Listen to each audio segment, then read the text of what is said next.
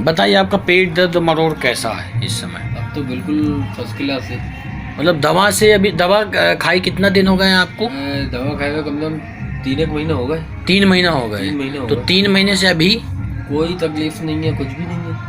पहले जब दवा नहीं खाए थे आप? पहले बहुत ज़्यादा तकलीफ थी पेट में। मैंने आपको से को दिखाया था। हाँ। दिखाने के बाद फिर आपने शीशी ये लिख के दी थी, 2 मैं लेके आया मार्केट से, आपको दिखाई भी थी। हाँ। मुश्किल से 1 हफ्ते खाई थी। 1 हफ्ते के बाद से वो आपको जो पेट की दिक्कत थी उसमें एग्जैक्ट होता क्या था? अरे बहुत खतरनाक मॉडल टाइप की होती थी। दुकान पे लेटा रहता था आपके सामने। हाँ। बस जब कितने दिनों से था ये काफ़ी टाइम से था मुझे। लगभग 1 आध साल से था ये। ये किसी को दिखाया था पहले? हाँ, एक डॉक्टर को दिखाया। नॉर्मली दवा दे दे सही हो जाता था, फिर होने लगता था। हाँ, लेकिन उस दवा के बाद से आज तक पेट का दर्द नहीं हुआ कुछ भी नहीं हुआ है ना?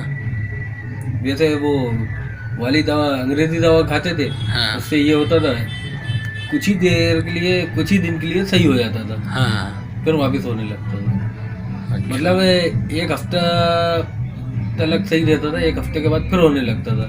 वाली दवा खाता था। अब आइए 3-4 महीने हो गए, कोई दर्द नहीं, कोई कुछ नहीं, महसूस ही नहीं होता। जो दवाएं दी हैं उससे बहुत फर्क उठा है। हाँ। क्या फर्क, क्या खत्म ही हो गया वो जड़ से मर्द। तो तम्बाकू छोड़ दिया आपने कि खा रहे हैं? तम्बाकू तो खा रहा हूँ मैं। हाँ। अभी भी बंद कर रहे हैं तो हमेशा के लिए चला जाएगा। हाँ, वो करवा दो तो अच्छी बात क्या है। तम्बाकू यदि बंद हो जाए तो उससे बढ़िया तो कुछ है ही नहीं। हाँ? अरे बहुत तकलीफ होती थी मुझे। हाँ। मुश्किल से मैं उस दिन आपने कहा ज़्यादा महंगी दवा भी नहीं आई, 20-30 रुपए की दवा ही दी। हाँ। तो आपने देखा कि एब्डोमिनल माइग्रेन का केस कितना ब्यूटीफुली विद इन 1 वीक्स जो है तो कंप्लीट क्योर हो गया। और पिछले 1 साल से मैं फॉलो कर रहा हूँ, आज तक उसको दर्द नहीं हुआ। जबकि ये दर्द उसको 1 साल से ज़्यादा से दर्द था। वो हमेशा पेन किलर लेता था, ठीक हो जाता था, पेन किलर लेता था, ठीक हो जाता था।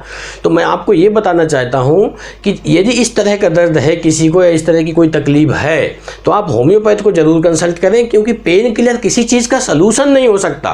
पेन किलर से आप तुरंत की समस्या ठीक कर सकते हो, लेकिन वो परमानेंट सलूशन नहीं है। हमने होम्योपैथी में क्या किया, होम्योपैथिकली हमारे पेशेंट्स को कैसे देखते हैं कि जब वो पेशेंट आता है हमारे पास तो हम उसकी होल पर्सनालिटी मैपिंग करते हैं। पेट के दर्द के साथ साथ फिजिकल सिम्टम्स के साथ साथ हम उसका इमोशनल एस्पेक्ट भी देखते हैं। उस दर्द में उसकी खुद की फीलिंग क्या है, उसके इमोशंस क्या हैं, उसका डिल्यूजन्स क्या है, उसका बेसिक एक्सपीरियंस क्या है, पूरी पर्सनालिटी मैपिंग करके उसके हिसाब से दवाई देते हैं तो पेशेंट बहुत जल्दी हो जाता है उस समस्या से। इस पेशेंट को लगभग मैं 1 साल से फॉलो कर रहा हूं और अभी तक इसको कोई दिक्कत नहीं। लगभग 1 साल निकल चुका है, 1 से 1.5 साल निकल चुका है, अभी तक कोई समस्या नहीं है। जबकि ये कंटिन्यू पेन किलर पे था और बहुत सीवियर पेन होता था इसको। तो ये होता क्या है abdominal migraine? Abdominal migraine basically ये सर का दर्द नहीं है। माइग्रेन जनरली लोग सुनते हैं तो उनको लगता है सर का दर्द। ये सर का दर्द नहीं है, ये पेट का दर्द है ना। सेंट्रल पोर्शन ऑफ एब्डोमेन में बहुत severe spasmodic and cramping pain होता है, but it may induce the migrainous headache. ये एब्डोमिनल माइग्रेन जो है आपके माइग्रेनस हेडक को इंड्यूस कर सकता है। अच्छा, इसके साथ में और क्या होगा? एब्डोमिनल माइग्रेन के साथ में दूसरा सिम्टम्स है इट में come with nausea and vomiting, है ना।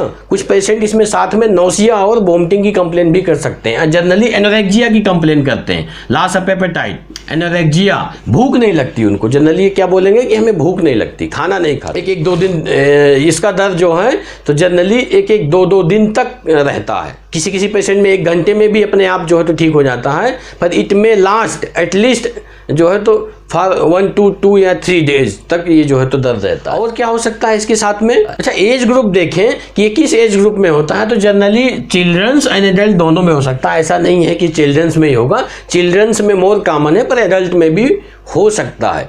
अच्छा, इसका काज क्या होता है? एग्जैक्ट काज अननोन है। ऐसे लोग जो ज़्यादा स्ट्रेस में रहते हैं, ज़्यादा तनाव में रहते हैं, उन लोगों में ये ज़्यादा देखा गया है। दूसरा, किसी को ये देखा गया है कि चॉकलेट खाने के बाद जनरली इस तरह का दर्द हो जाता है, अल्कोहल लेने के बाद, है ना, एडिक्शन ऑफ टोबैको चुइंग। यदि वो तंबाकू गुटखा ज़्यादा खाता है, टोबैको ज़्यादा लेता है, अल्कोहल ज़्यादा लेता है ना, तो भी ये इस तरह का दर्द हो सकता है। स्ट्रांग एसोसिएशन देखा गया है इन सब चीज़ों के साथ में एब्डोमिनल माइग्रेन के केस में। इसका इन्वेस्टिगेशन क्या हो सकता है?